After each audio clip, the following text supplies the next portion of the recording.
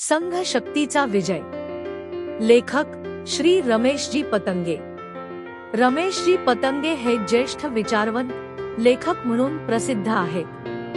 वैचारिक वाङ्मयात भर घालणारी अनेक पुस्तके त्यांनी लिहिली आहेत. साप्ताहिक विवेकचे संपादक म्हणून प्रदीर्घ काळ त्यांनी जबाबदारी सांभाळली आहे. हिंदुस्थान प्रकाशन संस्थेचे ते अध्यक्ष आहेत. तसेच सामाजिक समरसता मंच, भटके विमुक्त विकास परिषद, समरसता साहित्य परिषद या सामाजिक संस्थांचे ते संस्थापक आहेत. पांचजन्य नचिकेता पुरस्कारासह अनेक सन्माननीय पुरस्कारांनी त्यांना गौरवण्यात आले आहे. रमेशजी पतंगे म्हणतात की संघ शक्तीचा विजय म्हणजे काय हे स्पष्ट करायला पाहिजे. संघ हा शब्द उच्चारला की समोर राष्ट्रीय स्वयंसेवक संघ RSS येतो. हा विजय राष्ट्रीय स्वयंसेवक संघाचा विजय आहे का? तर त्याचे उत्तर अजिबात नाही. संघाच्या एका गीताची ओळ अशी आहे, समाज अवघा समर्थ करूनी, श्रेय कीर्तीचा करू धनी. या निवडणुकीत संघाने काहीही केले नाही, जे केले ते स्वयंसेवकांनी केले. ज्यांना संघ काहीही माहित नाही त्यांना हे वाक्य समजणे अवघड आहे, आणि ज्यांचे संघाचे ज्ञान अर्धवट आहे ते अर्धवटपणे समजून घेतील. संघस्थापनेपासूनची संघाची भूमिका अशी आहे की संघ काहीही करणार नाही, स्वयंसेवक सर्व करतील. लोकसभेच्या निवडणुकांचे निकाल जेव्हा पुढे आले तेव्हा सर्व स्वयंसेवक अत्यंत अस्वस्थ झाले. त्यांच्या अस्वस्थतेचे कारण भारतीय जनता पार्टीला अपेक्षेइतक्या जागा मिळाल्या नाहीत हे नव्हते. त्यांच्या अस्वस्थतेचे कारण हिंदू विचाराविरुद्ध ज्या शक्ती राजकीय दृष्ट्या एकजूट झाल्या याचा त्याला धक्का बसला. या शक्ती राजकीय दृष्ट्या सशक्त झाल्यास कोणती भीषण संकटे आपल्या राष्ट्रापुढे येतील या विचारानेच तो व्याकुळ झाला, आणि त्याने मनोमन निश्चय केला की विधानसभेच्या निवडणुकीत लोकसभा निवडणुकीची पुनरावृत्ती होऊ द्यायची नाही.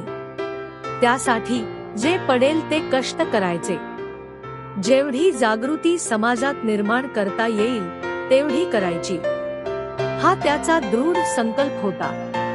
राजकीय पक्षांचा विचार केला तर त्या पक्षांचे सर्व नेते, आमदार, कार्यकर्ते हे सर्वच सांस्कृतिकदृष्ट्या हिंदूच आहेत. निवडणुकीचा फॉर्म भरण्यापूर्वी बहुतेक जण इष्टदेवतेचा कौल मागतात, साधू संतांचे आशीर्वाद घेतात, शुभ दिवस आणि शुभ मुहूर्त पाहतात. संघ स्वयंसेवकांचा संघर्ष हा त्यांच्याशी नाही, हे आपले सांस्कृतिक ऐक्य आहे, आणि त्याची बरोबरी जगातील कोणताही समाज करू शकत नाही. उणीव राजकीय ऐक्याची असते. असे देवधर्म करणारे, देवाचा कौल मागणारे, साधू संतांचा आशीर्वाद घेणारे जेव्हा राजकीय महत्त्वाकांक्षेसाठी डोक्यावर गोल टोपी घालतात, मुस्लिमांच्या मागणीपत्रावर स्वाक्षरी करतात, त्यावेळी त्यांची ही राजकीय कृती धोकादायक ठरते. या राजकीय वृत्तीचा पराभव करणे हे श्रेष्ठ राष्ट्रीय कर्तव्य आहे असे स्वयंसेवकांना वाटते. मिर्झाराजा जयसिंग हा शिवभक्त होता, पण काशीचे विश्वनाथाचे मंदिर तोडणाऱ्या औरंगजेबाचा मुख्य सरदार होता. असले जयसिंग स्वतःचा स्वार्थ साधतात. हिंदू समाजाचे भरून येणारे नुकसान करतात, त्यांना रोखले पाहिजे. मग काय करायला पाहिजे? स्वयंसेवकांनी ठरविले की आपण सक्रिय झाले पाहिजे. आपल्याकडे भाजपाचे पदाधिकारी येतील, आमदार येतील, खासदार येतील याची वाट तो बघत बसला नाही. त्याचा विषय वैचारिक संघर्षाचा आहे. त्याने समाजातील सज्जन शक्ती, धर्मशक्ती आणि स्वहितदक्ष शक्ती जागृत करण्याचे प्रयत्न सुरू केले. साधू संतांच्या भेटी सुरू केल्या.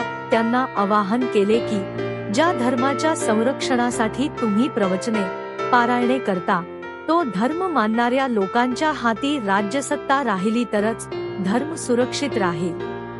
म्हणून तुम्ही राष्ट्रविरोधी शक्तींविरोधी उभे राहिले पाहिजे. जो राष्ट्रहिताची चिंता करील त्याला मत दिले पाहिजे असे तुम्ही लोकांना सांगितले पाहिजे. साधू संतांना स्वयंसेवकांचे हे म्हणणे पटले आणि मग कीर्तनकार, साधू संत, विविध संप्रदायाचे प्रमुख या सर्वांनी आपापल्या परीने राजकीय जागृती करण्याचा प्रयत्न केला. आताचे यश हे त्यांचे यश आहे. ते स्वतः जागृत झाले आणि त्यांनी समाजाला जागे केले. हिंदू समाज देखील जातीभेदाच्या वर उठला. महाराष्ट्रात जातवाद जागविण्याचे खूप प्रयत्न झाले. देवेंद्र फडणवीस यांची जात काढून त्यांच्यावर शिव्यांची धार धरण्यात आली. मराठा अस्मिता जागविण्याचा प्रयत्न झाला. ओबीसी अस्मिता जागविण्याचा प्रयत्न झाला. परंतु सर्वसामान्य जनतेने एक मंत्र लक्षात ठेवला की आपण हिंदू म्हणून एक राहिलो तर सेफ राहू. बटेंगे तो कटेंगे हा संदेश त्यांना उत्तम समजला. समाजात जातीय भेदाभेद करणाऱ्यांचे राजकारण त्यांना समजले.